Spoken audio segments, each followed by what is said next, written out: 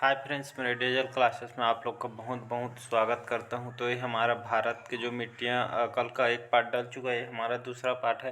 तो जितने भी इम्पोर्टेंट जो क्वेश्चन बनेंगे यहाँ से हम कवर करेंगे, जो कि आपको एसआई के लिए यहाँ पे बहुत इंपॉर्टेंट होने वाला। सीजीपीएससी प्री व्यापम कोई भी एग्जाम हो, स्टेट को से सेंट्रल, यूपीएससी, एसएससी, रेलवे, सभी एग्जाम के लिए यहाँ पे जो भारत की मिट्टियाँ कि यहाँ पे जो एमसीक्यू बन रहे हैं सभी एग्ज़ाम के लिए बेस्ट होगा। तो चलिए स्टार्ट करते हैं। और आपको जो सीजीएसआई का है, जो एग्ज़ाम आपको 6 नवंबर को होना था, उसे कैंसिल कर दिया गया है। अब आगामी सूचना पर आपको निर्देश दिया जाएगा, एग्ज़ाम कम होना है तो कुछ कारणों से यहाँ पे स्थगित कर दिए गए सीजीएसआई के एग्ज़ाम। तो चलिए आज के क्वेश्चन स्टार्ट करते हैं। निम्नांकित अपर्दन के प्रकारों में से किसके कारण चंबल के खंड बने हैं? तो इसका भी ऑप्शन सही हो। आस्टर या सीट के खंड से आपका जो चंबल है यहाँ से इसके अपर्दन से बना हुआ है, इस कारण से चंबल के खंड बने हैं आपके आस्टर या सीट से। तो इसका भी ऑप्शन सही हो जाएगा। अगला क्वेश्चन देखते हैं। 31 है, लावा के प्रवाह से किस मिट्टी का निर्माण होता है? तो लाल पीली मिट्टी, लाल मिट्टी, काली मिट्टी, जलोढ़ मिट्टी या लेटराइट मिट्टी। तो इसका भी ऑप्शन सही हो जाएगा, काली मिट्टी। तो लावा के प्रवाह से आपका काली मिट्टी का निर्माण होता है, तो इसका भी ऑप्शन सही हो जाएगा।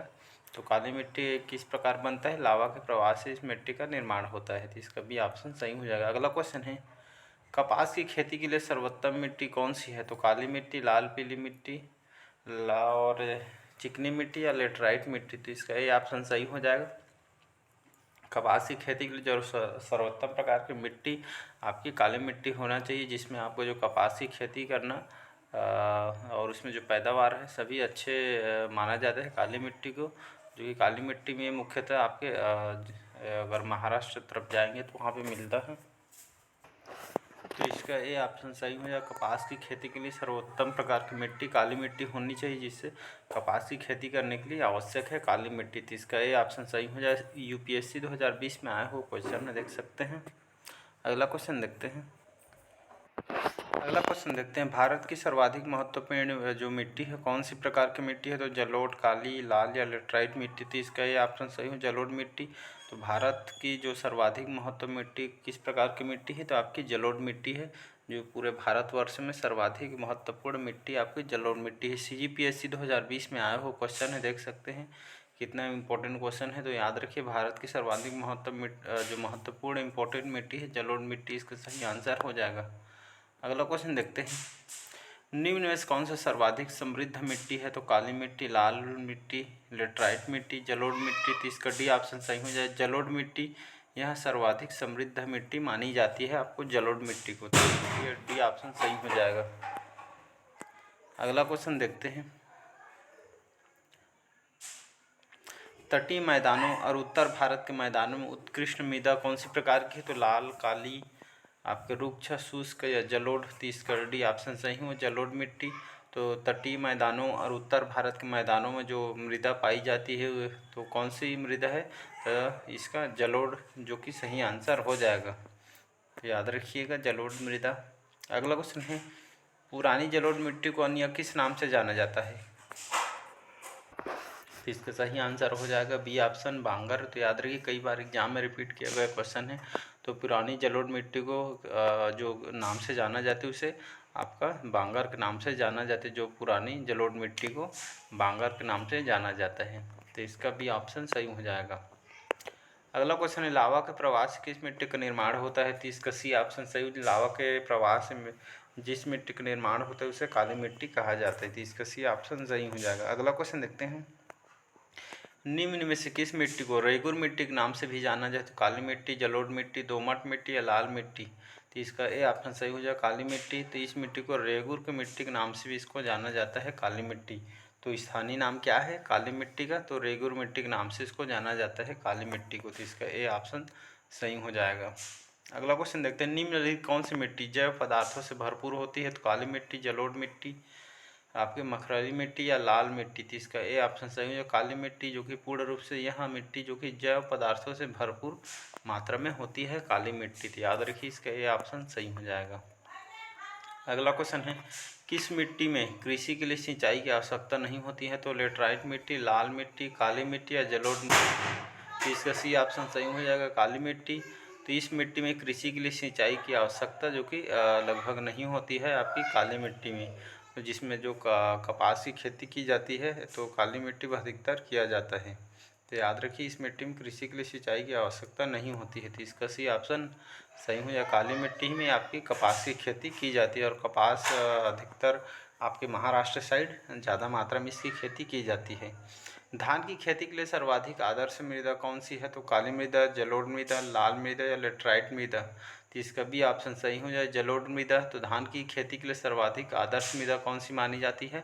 तो जलोढ़ मृदा को धान की खेती के लिए सर्वाधिक उपयुक्त माना जाता है, जलोढ़ मृदा को। तो इसका भी ऑप्शन सही हो जाएगा। 40 क्वेश्चन, निम्नलिखित कौन सी मिट्टी चाय बागानों की उपयुक्त है? तो अम्लीय, क्षारीय, जलोढ़ या रेगुड़। तो इनमें से जो आपका अम्लीय है, अम्लीय, तो यह मिट्टी चाय बागानों के लिए उपयुक्त है। चाय की खेती के लिए आपके अम्लीय जो कि मिट्टी की चाय के लिए उपयुक्त मानी जाती थी। इसका याद रखिए सही हो जाएगा। अगला क्वेश्चन है, सामान्य फसलें उगाने के लिए उर्वर भूमि का पीएच मान लगभग कितनी होनी चाहिए? 3, 4, 6 से 7, 9 से 10। तो इसका सी ऑप्शन सही हो जाएगा, 6 से 7। तो सामान्य फसल उगाने के लिए जो उर्वर भूमि का पीएच मान जो वैल्यू होना चाहिए लगभग आपका 6 से 7 पीएच मान इनका होना चाहिए, जो कि सामान्य फसलें उगाने के लिए। तो इसका सी ऑप्शन याद रखिएगा, 6 से 7 जो कि पीएच मान होना चाहिए लगभग, जो कि नॉर्मल फसल करने के लिए। अगला क्वेश्चन है 42, किस प्रकार की मिट्टी में कार्बनिक पदार्थों की अधिकता होती है? तो पीट, काली, लेटराइट, लाल। तो इसका भी ऑप्शन सही, काली मिट्टी। तो इस मिट्टी में कार्बनिक पदार्थों की अधिकता होती है, तो इसका काली मिट्टी सही आंसर हो जाए, जिसमें कार्बनिक पदार्थों की अधिकतर मात्रा में पाए जाते हैं काली मिट्टी में। तो इसका भी ऑप्शन सही हो जाएगा। 43 क्वेश्चन है, भारत में सबसे अधिक कौन सी मिट्टी पाई जाती है? आरआरबी 2004 में क्वेश्चन पूछा गया है, और यूपी आरओ में पूरी 2018 में आया हुआ क्वेश्चन है, देख सकते हैं। तो लेटराइट मिट्टी, काली मिट्टी, जलोढ़ मिट्टी, पंक मिट्टी। तो इसका सी ऑप्शन सही हो, जलोढ़ मिट्टी, जो कि भारत में सबसे अधिक मात्रा में इस मिट्टी का विस्तार पाया जाता है, जलोढ़ मिट्टी। याद रखिए एग्जाम में कई बार पूछा गया क्वेश्चन है। अगला क्वेश्चन है 44, मिट्टी की रचना असामान्यतः निम्नलिखित प्रक्रिया द्वारा होती है। आरआरबी 2008 में आया हुआ क्वेश्चन है। तो अपरदन, निक्षेपण, निवारणीकरण या अपक्षय। तो इसका भी ऑप्शन सही हो जाए, निक्षेपण।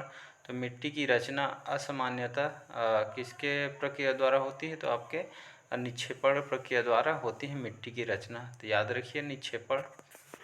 अगला क्वेश्चन देखते हैं, निम्नांकित में से मिट्टी का कौन सा वर्ग भारत के सर्वाधिक क्षेत्र पर फैला है? सीजीपीएससी 2018 में आए हुए क्वेश्चन देख सकते हैं। तो जलोढ़ मिट्टियाँ, काली मिट्टियाँ, लाल मिट्टियाँ, जंगली मिट्टियाँ। तो इसका ए ऑप्शन सही हो जाए, जलोढ़ मिट्टियाँ।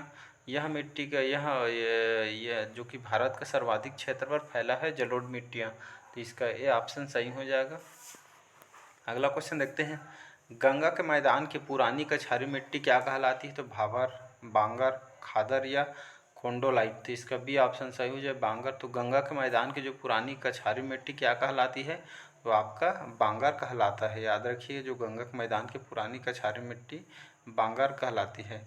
बीपीएससी, बिहार पीएससी में आया हुआ क्वेश्चन है, 2004 में देख सकते हैं। अब 47 क्वेश्चन, निम्नलिखित किस प्रकार की मृदा की जल धारण क्षमता सबसे कम है? तो बलुई दोमट, दोमट बालू, मटियार दोमट या दोमट 5।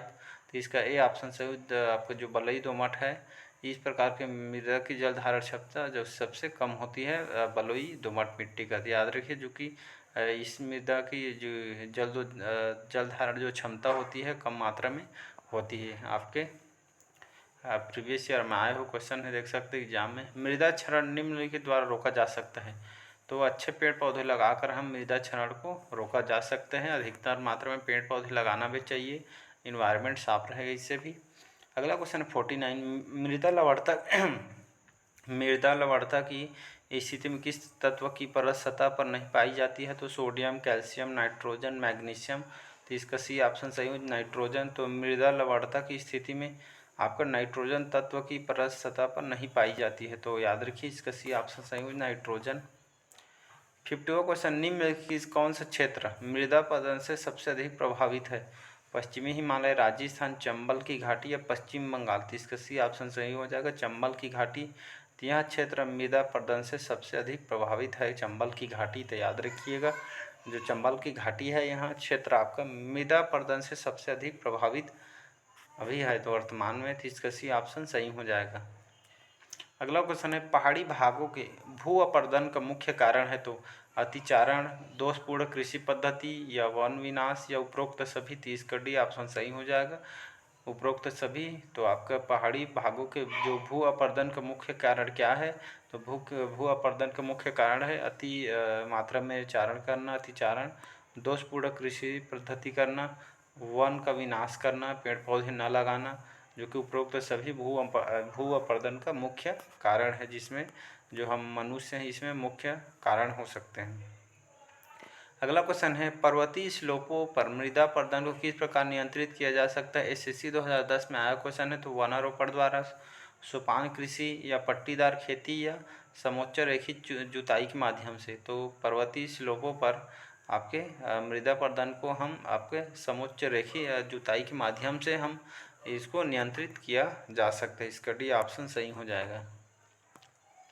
अगला क्वेश्चन है 53, पद या मृदा जो कि परीक्षण आपका सॉइल जो कि आपका इम्प्रोवेसमेंट निम्न में किससे संबंधित है। मृदा अपरदन, भूक्षरण, मृदा निक्षेपण, मृदा में पोषक तत्वों की बहुत कमी हो जाना या मृदा का जो पादप पोषक तत्व समृद्ध हो जाना। तो इसका सी ऑप्शन सही, मृदा पोषक तत्वों की बहुत ही कमी हो जाना, इसका आंसर हो जाएगा सी। तो इसका सी ऑप्शन सही हो जाएगा। या पद मृदा परीक्षण या सॉइल इम्प्रोवेसमेंट निम्न से किससे संबंधित है। तो मृदा परीक्षण आपका मृदा में जो पोषक तत्वों की बहुत कमी हो जाना आपका पद या मृदा परीक्षण इससे संबंधित है, जिसे सॉइल इम्प्रोवेसमेंट कहलाता है। इसका 53 का सी आंसर हो जाएगा। अगला क्वेश्चन है 54, भारत में मृदा अपक्षय समस्या निम्न किससे संबंधित है। आईएएस प्री 2014 में आया क्वेश्चन है। तो 1 और 2, केवल 2, 1 और 3 या ये सभी। वेदिका कृषि और आपका, तो इसका सही आंसर हो जाए भारत में मृदा अपक्षय समस्या किस कारण से संबंधित है। तो आपका इसका सही आंसर हो जाएगा दूसरा, वनोन्मूलन, जो कि यह संबंधित है आपके मृदा अपक्षय समस्या से भारत में। तो वनोन्मूलन सही आंसर हो जाएगा। अगला क्वेश्चन देखते हैं, तो इसका उत्तर बी हो जाएगा। अगला क्वेश्चन है, आपका पलवारना या मृदा संरक्षण की एक कृषि संबंधी युक्ति है तो कौन सी है। यह अत्यधिक प्रभावकारी इसलिए है क्योंकि यह आपकी अवनालिका अपरदन से मृदा की सुरक्षा करती है। दूसरा, यह वृष्टि धोवन तथा वातीय अपरदन से मृदा की सुरक्षा करती है। तीसरा, यह मृदा में नमी और पोषक को बनाए रखने में सहायक होती है।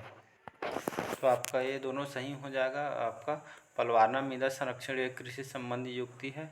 यह अत्यधिक प्रभावकारी इसलिए क्योंकि यह आपके अवनलिका अपरदन मृदा की सुरक्षा करती है। यह वृष्टि धोवन तथा वातीय अपरदन मृदा की सुरक्षा करती है। और तीसरा है, यह मृदा में नमी और पोषक बनाए रखने में सहायक होती। तो आपके मृदा संरक्षण की यह आपकी 1, 2 और 3 सही आंसर हो जाएगा। तो ये सभी डी उपरोक्त सभी आंसर हो जाएगा। अगला क्वेश्चन है 56, कथन ए, घने वनस्पति आवरण वाली पहाड़ियों पर भारी मृदा अपरदन नहीं होता है। और कारण आर है, वनस्पति आवरण वर्षा जल के अंतःस्पंदन तथा मृदा अपरदन में सहायक है। इसका सही आंसर हो जाए। इसका ए ऑप्शन सही हो जाए। ए और आर दोनों सही हैं और आर ए की सही व्याख्या करता है। तो इसका ए ऑप्शन सही हो जाएगा। अगला क्वेश्चन देखते हैं, निम्नलिखित कथन ऊसर मिट्टी के संबंध में क्या सही है। चूने का प्रयोग कर इसे सुधारा जा सकता है। और बी है, इसे मिट्टी का पीएच मान 7 से अधिक होता है। तीसरा है, इस मिट्टी में धान की फसल उगाई जा सकती है। तो यहाँ पे सही आंसर हो जाएगा। तो इसका 2 और 3, इसका बी आंसर सही हो जाए। ऊसर मिट्टी के संबंध में इस मिट्टी का पीएच मान 7 से अधिक होता है। ऊसर मिट्टी के पीएच मान 7 से अधिक होता है। इस मिट्टी में धान की फसल उगाई जा सकती है। तो धान की यहाँ पे फसल की जा सकती है ऊसर मिट्टी में। तो इसका बी ऑप्शन सही हो जाएगा। 2 और 3 इसका सही आंसर हो जाएगा। तो इस ऊसर मिट्टी में चूने का प्रयोग जो इससे सुधारा नहीं जा सकता है। तो इसका 2 और 3 सही आंसर हो जाएगा। तो इसका भी आंसर 2 और 3 सही आंसर हो जाएगा। तो ये थे मिट्टी से संबंधित महत्वपूर्ण क्वेश्चन जो आपके एग्जाम में यहाँ से बाहर से क्वेश्चन नहीं आए, यहीं से डेफिनेटली पूछा जाएगा। प्रीवियस ईयर में पूछा भी क्वेश्चन, यहाँ से आपको बाहर से क्वेश्चन देखने को नहीं मिलेगा। इंपॉर्टेंट क्वेश्चन है जो आपके एग्जाम पे बेस पे तैयार किए क्वेश्चन है। तो चलिए बस आज के लिए इतना ही, नेक्स्ट पार्ट में मिलते हैं। तो अच्छा लगे चैनल को लाइक सब्सक्राइब कमेंट कीजिए, ज़रूरतमंदों तक शेयर कीजिए। तो चलिए बस आज के लिए इतना ही। Thank you.